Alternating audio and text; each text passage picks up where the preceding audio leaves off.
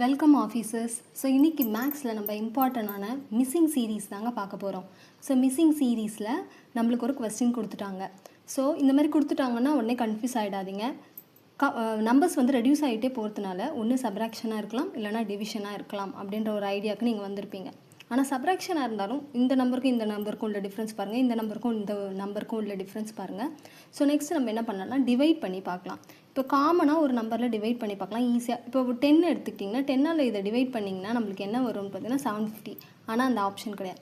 சரி, அப்போ நம்ம என்ன பண்ணலான்னு பார்த்தீங்கன்னா 5ஆல் டிவைட் பண்ணி பார்க்கலாம். ஸோ 5ஆல் டிவைட் பண்ணி பாருங்கள். 1 5s 5.